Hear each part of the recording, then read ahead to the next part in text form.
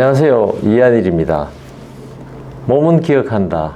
The Body Keeps the Score라는 책이 트라우마에 대해서 가장 정리가 잘 되어 있다는 생각을 하였습니다. 이 책을 읽는 과정에 저 자신이 힐링이 되는 걸 알게 되었고, 제가 힐링이 될수록 다른 사람을 더 힐링할 수 있는 그런 능력이 커지는 것도 알게 됐습니다. 그래서 몸은 기억한다. The Body Keeps the Score 이 책을 서로 또 나누면서 이 영상을 보시는 분들이 힐링되고 더 많은 분들에게 힐링을 할 수 있는 그런 능력이 커졌으면 좋겠다는 생각을 하고 있습니다.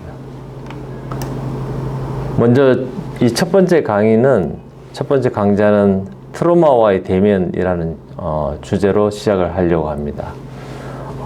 트라우마의 대면에는 이 책을 지은 저자 베셀 반데 콜크 박사에 대한 개인적인 양력, 간단한 양력, 그리고 이 Body Keeps the Score 이 책의 서문에 적혀 있는 이 박사가 트라우마와 만남, 이해, 그리고 트라우마 치유에 이르는 과정에 대해서 간략히 소개하는 내용이 들어있습니다. 이 책을 시작하기 전에 저 개인적인 이야기를 먼저 좀 하려고 합니다. 제가 병원을 시작하였을 때 제가 만났던 50대 남자의 고객을 상대로 하는 부서의 팀장에 대한 이야기입니다. 이 고객을 상대하는 부서의 팀장은 늘 본인이 고객에 대한 제대로 된 업무를 잘 하고 있었기 때문에 굉장히 무난하게 일처리를 잘하고 본인이 팀장으로서 역할도 잘 하고 있다고 생각을 했습니다.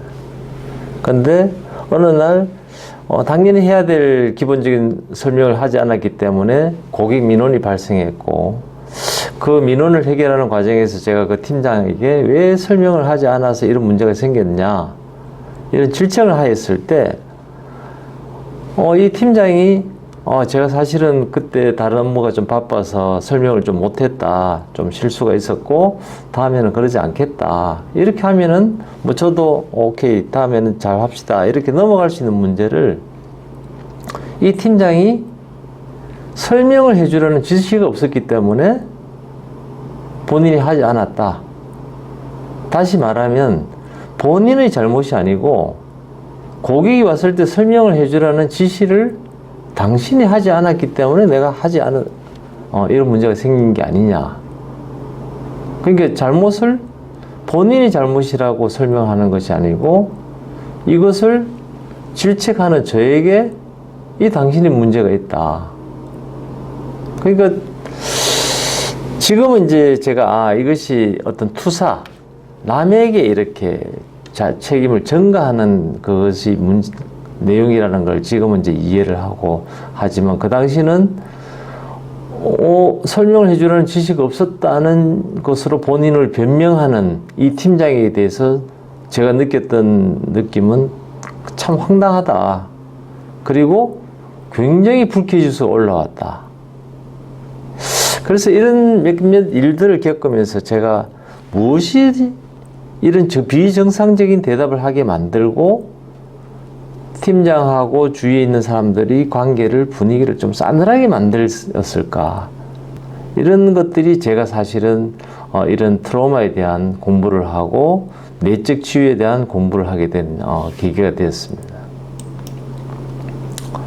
그런 의미에서 몸은 기억한다라고 몸은 기억한다는 이 책은 굉장히 트라우마에 관해서 저는 정리가 가장 잘 됐다고 생각하고, 왼쪽에 있는 책은 을류문화사에서 나온 몸은 기억한다라는 제목으로 나온 책이고, 오른쪽은 The Body Keeps the Score라는 이 몸은 기억한다 이 책의 원문에 해당하는 베셀 반데 콜크 박사가 지은 책입니다.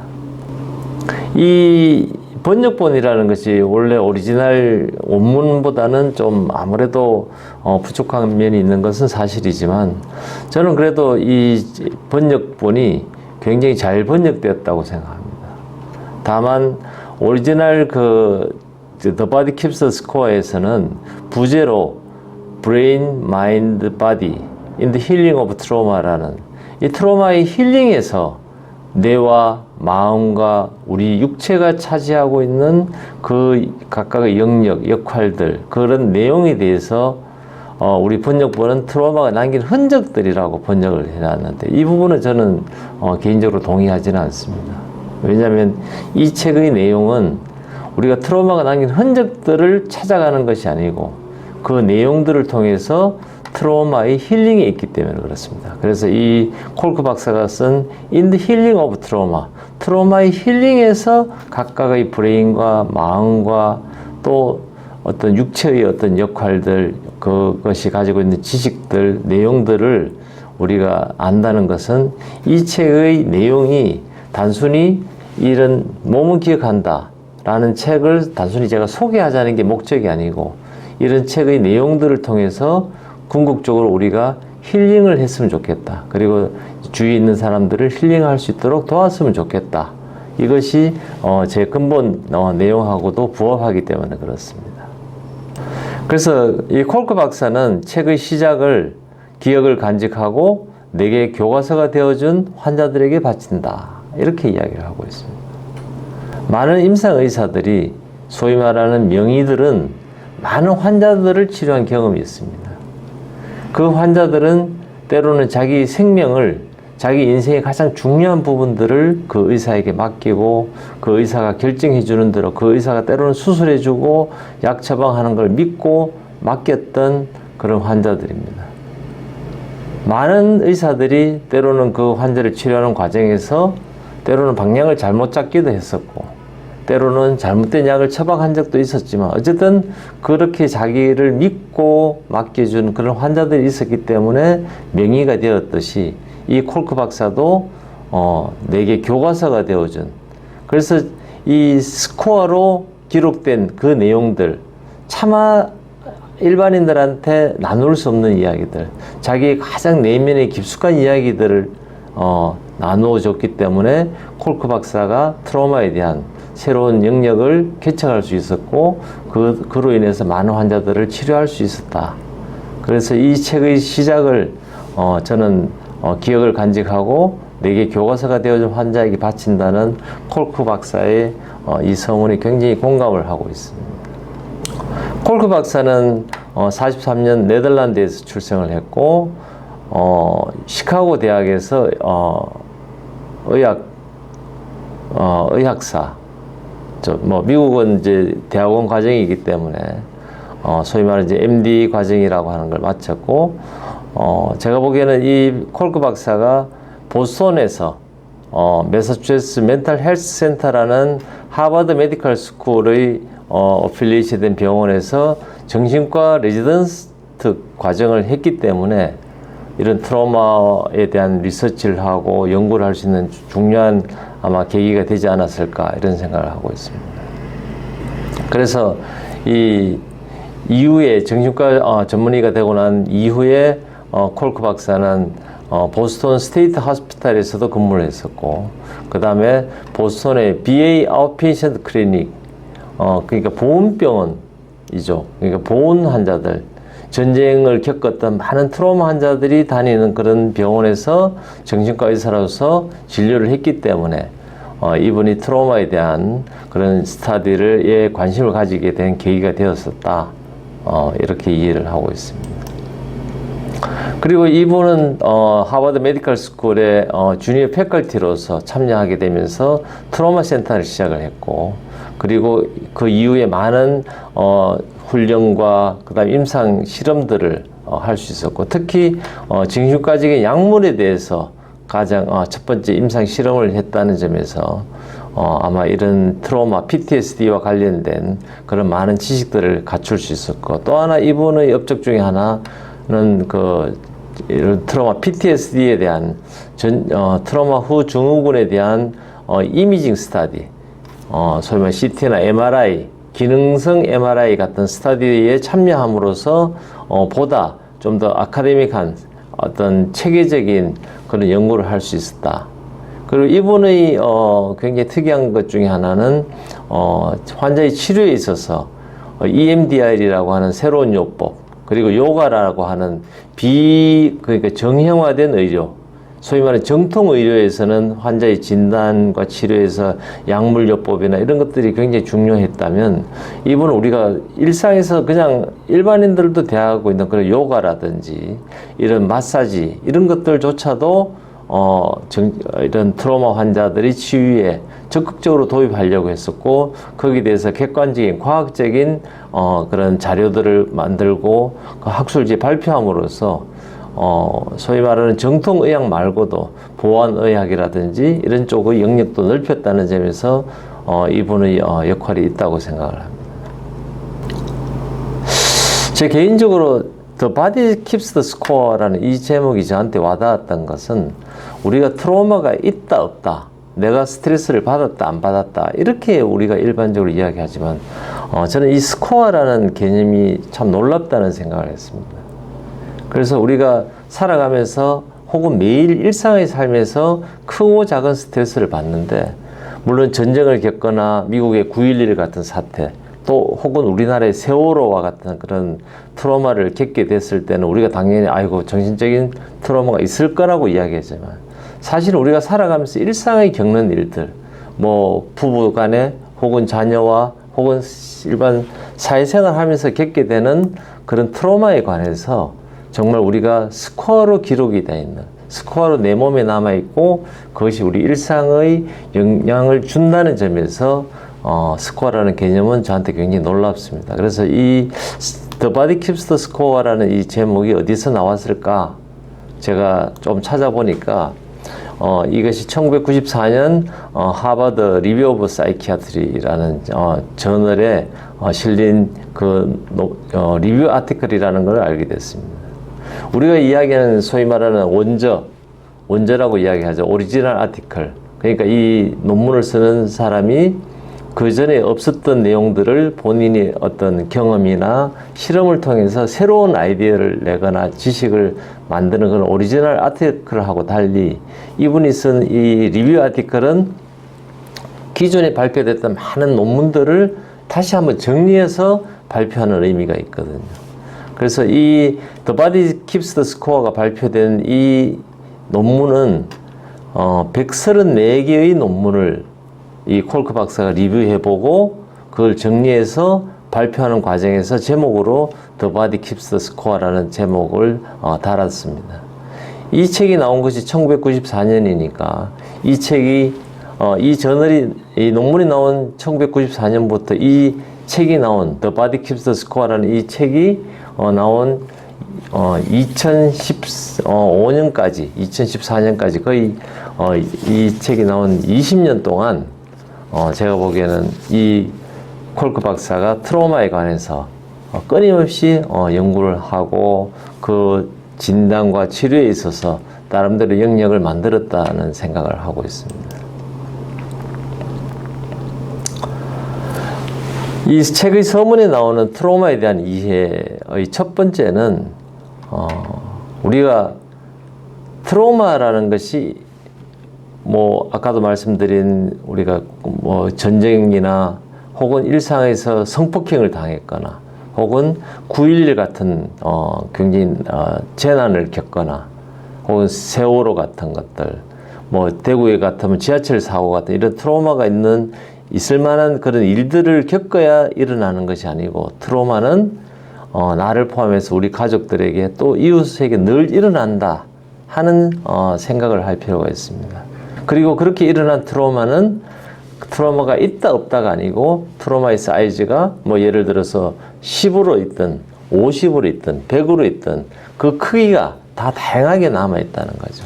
그리고 그것이 크다고 해서 지금도 나를 괴롭히는 것이 아니고, 그 작은 사이즈도 내 안에서 그것이 처리가 되면 별 문제가 안 되는데, 처리되지 않고 상처로 남아있다면 그것이 내 일상생활에 영향을 준다.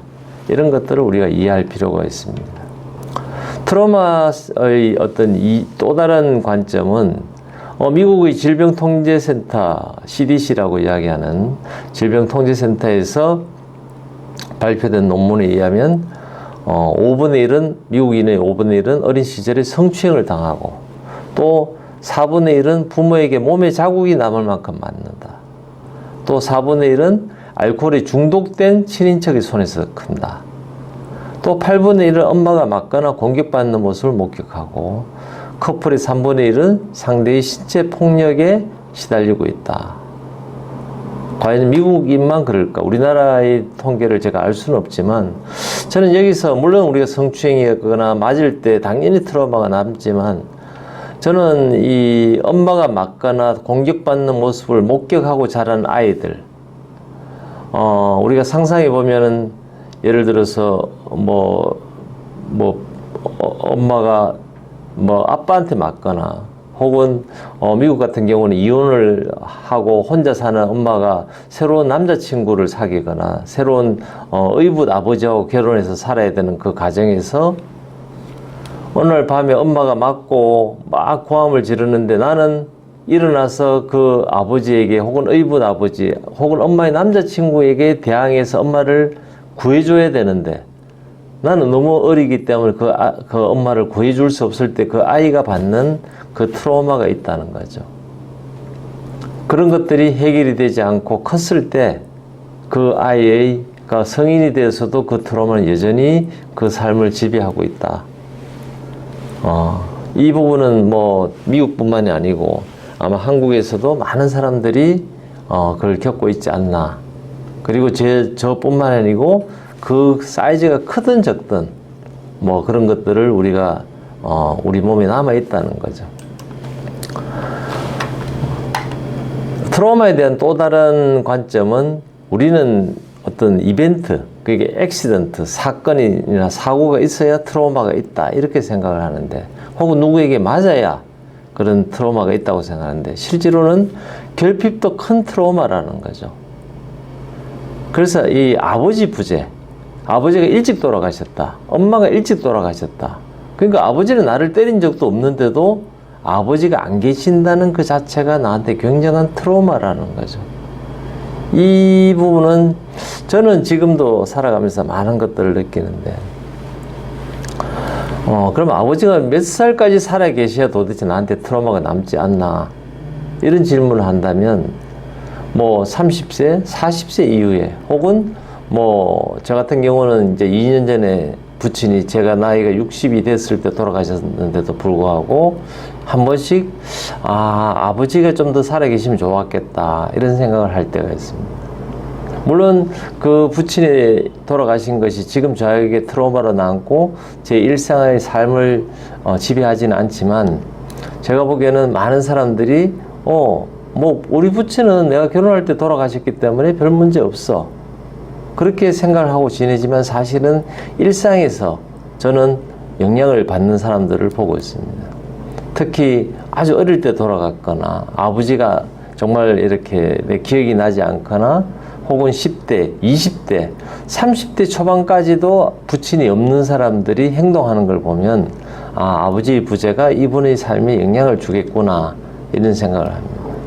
또 다른 관점은 이 아버지의 부재가 있다 하더라도 아버지가 살아생전에 정말 나하고 친밀했던 관계냐, 내가 아버지하고 막 장난도 치고 깔깔대고 웃고 했던 기억들이 많으면 많을수록 아버지가 조금 일찍 돌아가신다 하더라도 영향을 좀 덜 받는 반면에 아버지가 내 나이 60, 70이 될 때까지 살아 계셨다 하더라도 그 아버지와 진솔한 대화도 한번 못하고 아버지하고 막 깔깔대고 웃거나 장난친 게 아니고 늘 근엄한 아버지를 만나고 그 아버지와 제대로 된 대화를 못했다면 그 아버지가 내가 60이든 70세 그러니까 그 부친이 돌아가실 때는 80이나 90세에 돌아가신다 하더라도 여전히 그 아버지의 부재, 아버지에게 느껴야 되는 친밀함을 느끼지 못했다면 그것도 트라우마의 원인이다.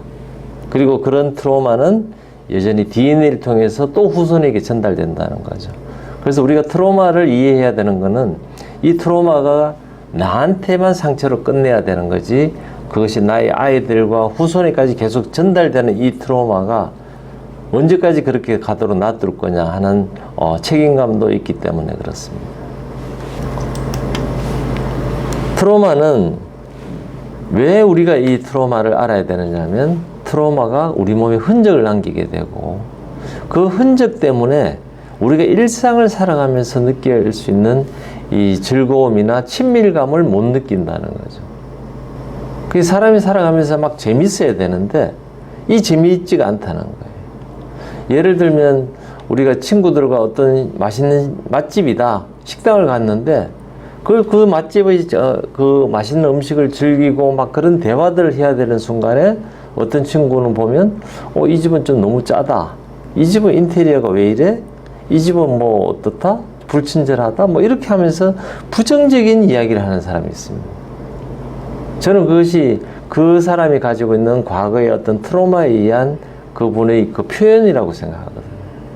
그렇기 때문에 우리가 인간다운 친밀함, 즐거움을 느끼는 상황에서 느낄 수가 없기 때문에 인간다운 삶이 어렵게 되는 거죠.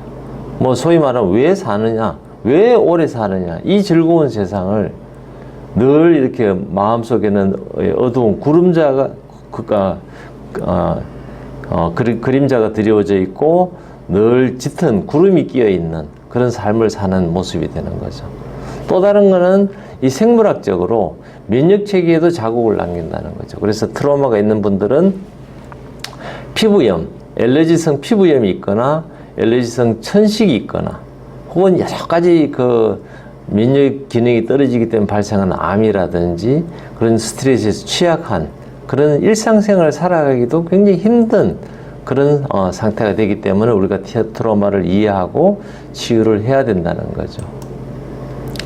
또 트라우마의 또 다른 관점은 트라우마라는 것은 본인에게도 영향을 주지만 가족에게도 영향을 주는 거죠.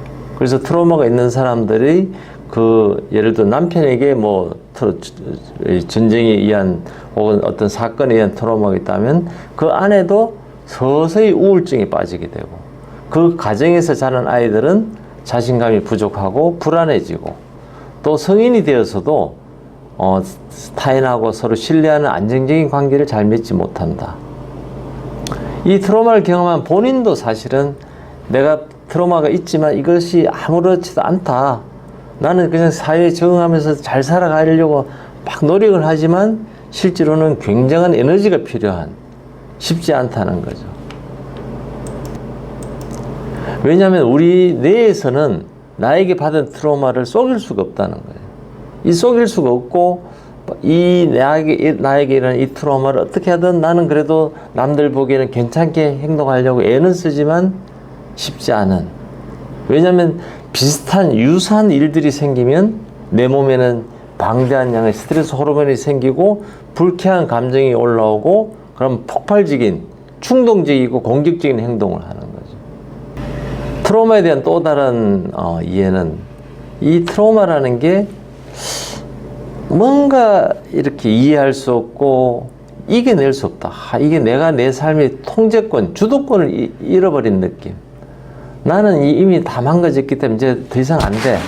나는 인생을 더 살 수 없어. 이런 두려움을 느낀다는 거죠. 그래서 이런 트라우마로 인해서 이 마음의 특성, 인간과 서로 관계를 맺고 서로 애착을 갖는 방법이 굉장히 복잡한데도 불구하고 이것을 다루어야 되는 많은 정신과 의사들, 제가 만나봤던 몇몇 정신과 의사들 혹은 상담 심리 전문가들, 우리가 이렇게 우울증 치료나 이런 거 할 때 정신과 의사도 만나고 상담 심리가도 만나지만 또 교회에서는 또 성당에서는 목사님들이나 신부님들을 만나지만 이런 것들을 상의해 보면 별로 여기에 대한 공부가 되어 있는 분도 없고 공부를 좀 했다 하더라도 이 문제의 근본 원인을 모르는 분들이 너무 많다는 거죠. 그러다 보니까 제대로 된 환자를 치료할 수 없고 그래서 다들 뭔가 이렇게 답을 찾지 못하고 여기도 기웃 저기도 기웃하면서 그 트라우마를 받은 것들을 그냥 안고 살아가야 되는 것이 현실이다. 저는 이렇게 이해를 하고 있습니다. 그렇지만 1980년 이후로 이런 정신적 외상, 학대, 방치로 인해 생기는 문제에 대해서 지식들이 많이 늘었다는 거죠. 그래서 이 지식이 늘었기 때문에 트라우마를 어떻게 해석해야 되는지 그리고 어떻게 치료해야 되는지 이런 것들이 가능해졌다.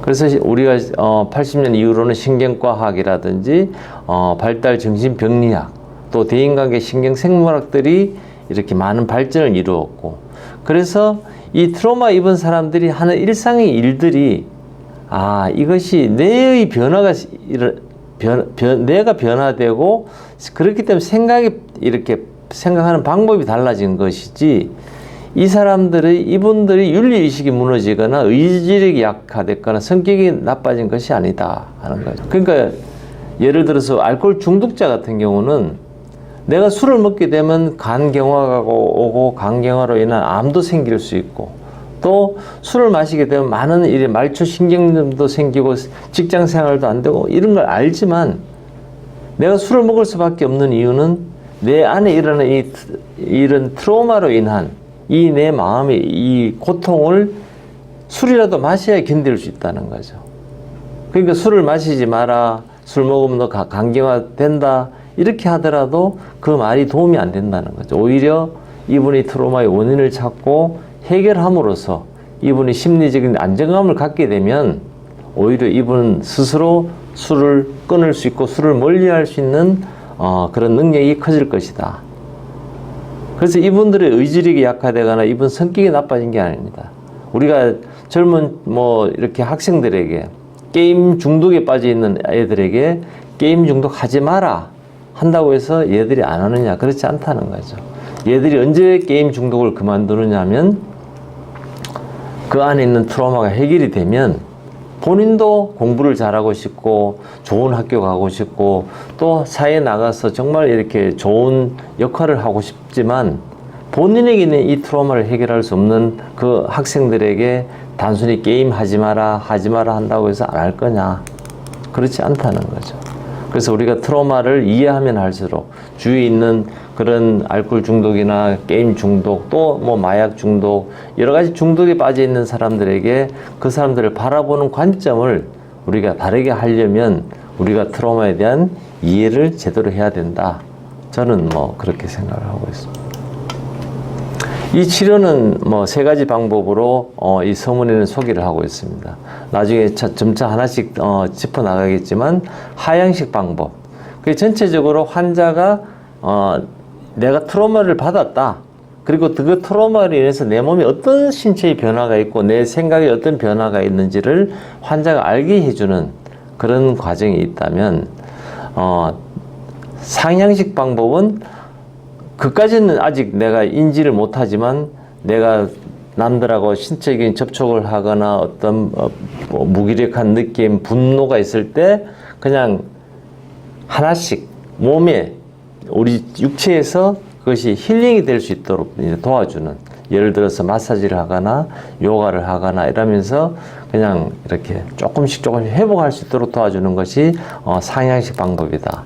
그리고 또 다른 것은 우리가 필요할 경우에 약물을 써서, 우리가 너무 깊은 우울증에 빠져 있을 때, 너무 자신감이 없을 때는 또 약물의 도움을 줄 수 있도록 도와줘야 된다. 이 3가지 큰 방향에서 치료가 있다 하는 것을 소개하고 있습니다.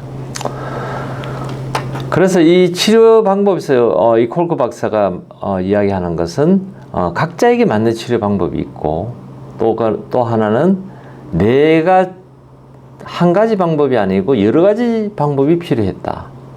사람들은 내가 잘하는 거 한 가지만 막 고집을 하고 이걸 해봐라 하는데, 실제로는 그분들하고 깊은 대화를 해보면 이분에게는 때로는 운동도 필요하기도 하고 때로는 상담도 필요하기도 하고 몇 가지가 조합이 돼서 이분들을 해나가면서 오랜 시간에 걸쳐서 만들어진 트라우마이기 때문에 오랜 시간에 걸쳐서 치유를 해야 된다.